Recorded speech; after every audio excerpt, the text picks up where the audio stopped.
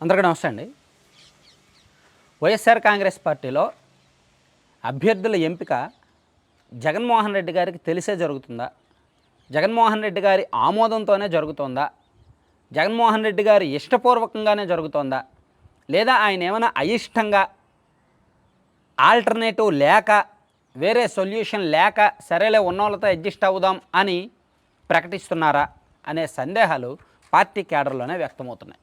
ఎందుకంటే వాళ్ళు ప్రకటిస్తున్న లిస్టులో కొన్ని కొత్త పేర్లు, అనూహ్యమైన పేర్లు రావడంతో ఏంటి వీళ్ళందరూ ఎక్కడోళ్ళు?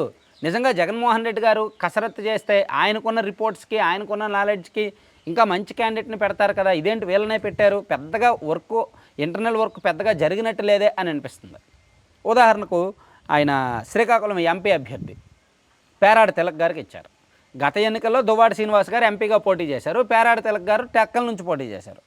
ఇప్పుడేమో పేరాడ తిలక్ గారికి శ్రీకాకుళం ఎంపీ సీట్ ఇచ్చి దువ్వాడ శ్రీనివాస్ గారికి టెక్కలు ఇచ్చారు. పెద్దగా ఏం లేదు, అటు నుంచి ఇటు నుంచి అటు మార్చారు. కానీ పేరాడ తిలక్ గారికి జిల్లా మొత్తం ఎంపీ అభ్యర్థి అంటే జిల్లా మొత్తం బ్రాండ్ ఉండాలి, జిల్లా మొత్తం పొలిటికల్ ఇమేజ్ ఉండాలి. అది ఉందా? తమ్మినేని సీతారాం గారు ఉంది, ఎక్స్పీరియన్స్ ఉంది. ధర్మాన ప్రసాదరావు గారు ఎక్స్పీరియన్స్ ఉంది, ధర్మాన కృష్ణదాస్ గారు ఎక్స్పీరియన్స్ ఉంది. వీళ్ళందరూ రైట్ క్యాండిడేట్స్, షూటబుల్ క్యాండిడేట్స్.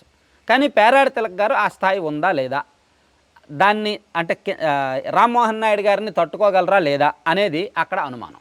నిజానికి వైసీపీలో కొన్ని నెలల కిందటి వరకు మనకు బాగా వినిపించిన మాట ఏంటంటే తమ్మినేని సీతారాం గారినో ధర్మాన సోదరులను ఎవరినో ఒకరిని ఎంపీ అభ్యర్థిగా పెడతారు అనే మాట వినిపించింది. ఈవెన్ వైసీపీలో పెద్దలు కూడా అదే కన్ఫర్మ్ చేశారు కూడా ఒకనొక సందర్భంలో. కానీ బహుశా వాళ్ళు పోటీ చేయడానికి ఇంట్రెస్ట్ చూపించలేదు కాబట్టి పేరాడ తిలక్ గారికి ఇచ్చుంటారు. అంటే ఇక్కడ బహుశా రాంగ్ సెలక్షన్ ఏమో. సో నిజానికి పేరాడ తిలక్ గారు టెక్కల సీటే ఆశించారు. నాకు టెక్కలు ఇవ్వండి, నేను టెక్కల్లోనే గెలుస్తాను, ఆల్రెడీ ఒకసారి ఓడిపోయాను కాబట్టి ఇంకోసారి గెలిచి చూపిస్తాను అన్నారు. దువ్వాడ శ్రీనివాస్ గారు రాష్ట్ర స్థాయిలోనూ ఛాలెంజ్ చేస్తారు కాబట్టి ఆయనకు ఎంపీ సీట్ ఇచ్చినా పర్వాలే. సో అలాగే ఇంకా మిగిలిన నియోజకవర్గాల్లో కూడా జరుగుతున్న మార్పులు అసలు ఆయనకు తెలిసి జరుగుతున్నాయా, తెలియక జరుగుతున్నాయా? మోపిదేవి వెంకటరమణ గారు మొదటి నుంచి పార్టీలో ఉన్నారు, పార్టీ ఆవిర్భావం నుంచి ఉన్నారు. ఆయన్ను కాదని అక్కడ వేరే వ్యక్తికి ఇచ్చారు. కాపు రామచంద్రారెడ్డి గారు నిజానికి జగన్మోహన్ రెడ్డి గారిని ఎవరైనా నమ్ముకుంటే చివరి వరకు తోడుంటారంటారు కదా. సో మాట తప్పడు మడమ తిప్పడు అంటారు కదా. మరి ఆయన్ను నమ్ముకున్న వాళ్లకు ఇచ్చిన మాట తప్పుతున్నట్టే కదా. కాపు రామచంద్రారెడ్డి గారు ఆయన కోసం వెళ్ళారు, జగన్మోహన్ రెడ్డి గారి కోసం కాంగ్రెస్ నుంచి బయటకు వచ్చి రిజైన్ చేశారు మోపిదేవి వెంకటరమణ గారు.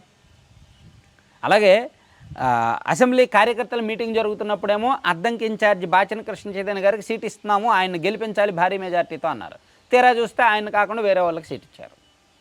సో ఇలా చాలా నియోజకవర్గాల్లో గుంటూరు పశ్చిమ కావచ్చు, అలాగే రాయలసీమ నియోజకవర్గాల్లో జరుగుతున్న మార్పులు కావచ్చు, కళ్యాణదుర్గం, రాయదుర్గం, ఆలూరు, ఈ కాన్స్టిట్యున్సీస్లో జరుగుతున్న మార్పులు కావచ్చు, అనూహ్యంగా తెర మీదకి వచ్చిన పేర్లు ఎక్కువ ఉన్నాయి. రాత్రికి రాత్రి మారిపోయిన పేర్లు ఎక్కువ ఉన్నాయి. అదే ఇక్కడ సమస్య. నిజంగా జగన్మోహన్ రెడ్డి గారిని నమ్మితే ఒక మాటకి ఒక పేరు ఫిక్స్ అయితే రాత్రికి రాత్రి ఎందుకు మారుతున్నాయి? తెలుగుదేశం పార్టీలో అలా మారుతున్నాయంటే అర్థం ఉంది. ఎందుకంటే తెలుగుదేశం పార్టీలో లాబింగ్లు జరుగుతాయి, కాస్త క్వార్టరీ ఉంటుంది, రిపోర్టులు తారుమారు అవుతాయి అనే పేరు ఉంది. అంటే వైసీపీలో కూడా అదే పరిస్థితి ఉందా?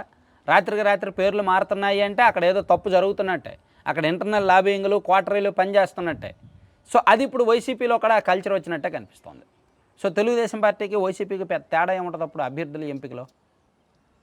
Thank you.